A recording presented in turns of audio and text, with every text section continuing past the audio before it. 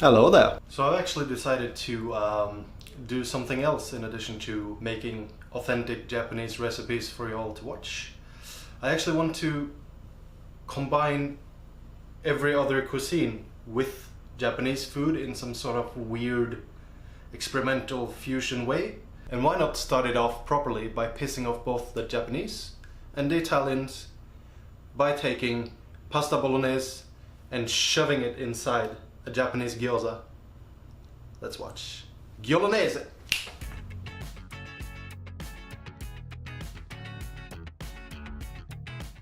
So, a disclaimer, this isn't actually a real bolognese. I didn't have time to let it stew for 5 fucking hours. So, I'm just doing a sort of fake, quick bolognese, so don't judge me on that. So the first thing you need to do is tip in some oil. Next, you drop some onions, then ever so gingerly, slowly slam your meat down in the fucking pan.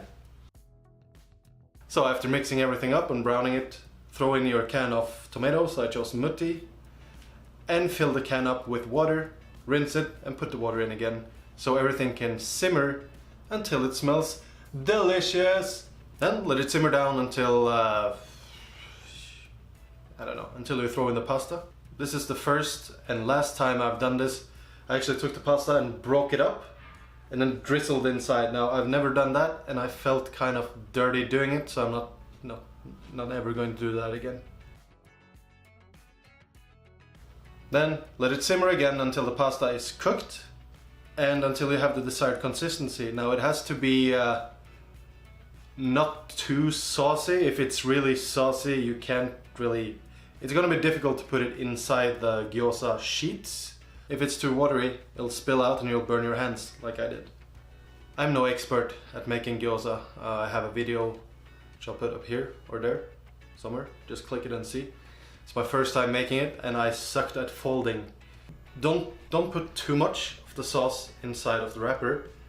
Put a little bit goes a long way. Then just rim the edges with water and pinch it together, I guess. It doesn't have to be beautiful if only you're eating it, but yeah.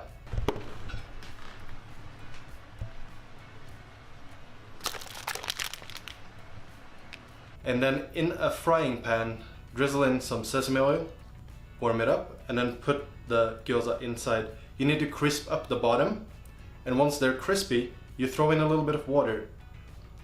Then put the lid on, let it steam. And you'll know the gyoza is finished when you touch the top, the little pinch ridge thing on top. And if it feels like al dente pasta, you're all set. Good for you. Awesome. Since the filling in these are already cooked, you don't really need to steam them for too long. If you're making normal gyoza, like in the video that I tried to make you watch, you're using raw kind of pork ground mixture with a lot of things that really needs to get heated through. So if you want to make this gyoza with bolognese inside at home, just steam them for like 1 to 5 minutes, I guess. I don't know.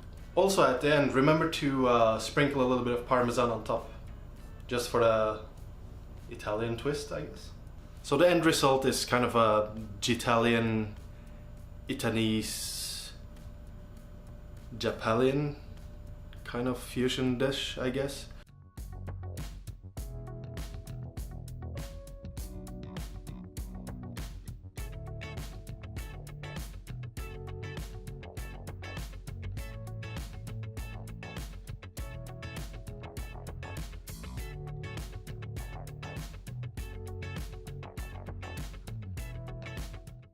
If you click on this circle right here, no, here, please do it and please subscribe. I promise you won't be let down.